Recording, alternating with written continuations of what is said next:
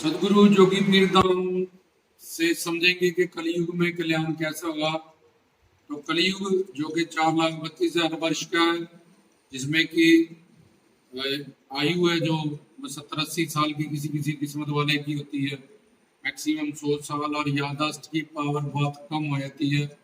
और कर्म धर्म मार्ग, योग मार्ग, ज्ञान मार्ग और चौथा भक्ति मार्ग, 4 मार्ग भगवान को पाने के लिए होते हैं, जिसमें से सिर्फ भक्ति मार्ग से ही वेदों शास्त्रों ग्रंथों पंथों का हमें साधना करने के लिए, तो उसमें भी नौदा भक्ति प्रधान होती है।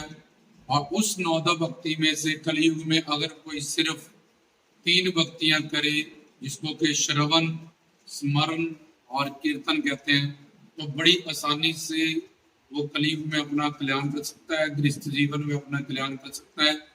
इसको समझेंगे। श्रवण भक्ति में पूर्ण सदगुरु से शिक्षा और दीक्षा तत्व ज्ञान की प्राप्त करें। दूसरा, नाम गुण रूप लीला धाम का जो आराध्य इष्ट देव है जैसे सदगुरु, उनका कीर्तन, जिनमें उनका नाम गुण रूप लीला धाम और संत, इसमें मन बुद्धि का जुड़ाव करना। और तीसरा, गुरु बना के नामदान प्राप्त करना और इसका सिमरन करना, एकांत सिमरन भी करना, समूह सिमरन भी करना, और निरंतर अपने नामदान के स्मरण में अभ्यास करना। धीरे धीरे धीरे कुछ दिनों के अभ्यास के बाद वो नाम तुम्हारे साथ जुड़ जाता है। जैसे तुम कोई सिगरेट पीने लग जाओ, नशा करने लग जाओ, या कोई भी एक आदत गलत या सही, उसको अगर तुम अभ्यास करो थोड़े दिन, तो उसके बाद वो तुम्हारे जीवन में तुम्हारे साथ जुड़ जाती है। तो ऐसे ही शुरू में परिश्रम और अभ्यास करना पड़ता है सिमरन के लिए, अपने नामदान के लिए, जब बाबा जी के मंत्रों के लिए, जब जो आराध्य इष्ट देव काल माया की पकड़ से परे और उनकी जो साधना है, भक्ति है, वो मोक्ष मुक्ति देने वाली है, चारों फल प्रदान करने वाली है।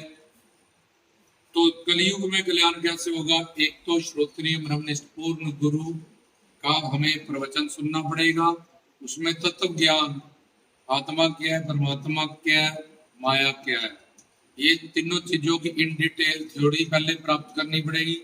और प्लस फिर प्रैक्टिकल साधना गुरु के संवेद लेके हमें करनी पड़ेगी। जहां जहां भी हमारी गाड़ी रुकेगी, जहां हम कंफ्यूज होंगे, जो नहीं समझ आएगा, और गुरु प्रैक्टिकली सिद्ध है, वो हमें और निकालता जाएगा, वह हमारे डाउट, हमारी शंकाएं दूर करता जाएगा। और पहले जब तत्व ज्ञान सुनेंगे, आत्मा, परमात्मा और माया, तो संसार से ऑटोमेटिकली विराग होने लगेगा और हरि गुरु भान से अनुराग होने लगेगा। तो ये श्रवण भक्ति सुनना, इनसे सुनना, पूर्ण सदगुरु का प्रवचन सुनना, जिसमें तत्व ज्ञान समझाया गया कि मोक्ष क्या है, मुक्ति क्या है, प्रेम क्या है, शांति क्या है, सुख क्या है, जन्म क्या है, मरण क्या है, ये सारी चीजें समझाए। हम कहाँ से आए, हमारा जन्म क्यों हो रहा है, 84 लाख में क्यों घूम रहे हैं, मरने के बाद हमारे साथ क्या होता है, ये सारी बातें हमें तत्व ज्ञान में सदगुरु, पूर्ण सदगुरु के सर्वेद ज्ञान प्राप्त करना पड़ेगा। दूसरा, नाम गुण रूप लीला धाम और संत, इनसे मन बुद्धि का जुड़ाव, कीर्तन करना पड़ेगा, कलयुग में कीर्तन प्रदान। और तीसरा, गुरु बना के नामदान प्राप्त करके सिमरन करना है। तो ये 3 भक्तियां, इनमें से भी स्मरण भक्ति सबसे मेन भक्ति है। नाम जप से, स्मरण से ही अनंत जन्म के जो पाप है, संचित कर्मों के, वो भस्म हो सकते हैं। इसलिए निरंतर स्मरण में, नाम जप में ही रहना चाहिए, चाहे शरीर गृहस्थ जीवन की जो संसारिक एक्टिविटीज में लगा हुआ है, लेकिन मन को हरि गुरु भगवान के स्मरण में ही लगाना चाहिए, ताकि हमारे सारे पाप नष्ट हो जाए, हमारा जीवन सफल हो जाए। और कलयुग में हमारा श्रवण भक्ति, क्योंकि अगर अपनी बुद्धि से ज्ञान प्राप्त करेंगे, तो अपनी बुद्धि काल माया के अधीन है, उसमें क्लेश है, उसमें दोष है, उसमें माया के 3 गुण है। तो अपनी बुद्धि से पाया गया ज्ञान सब काल माया के अंडर होता है, 84 लाख में बांधने वाला होता है।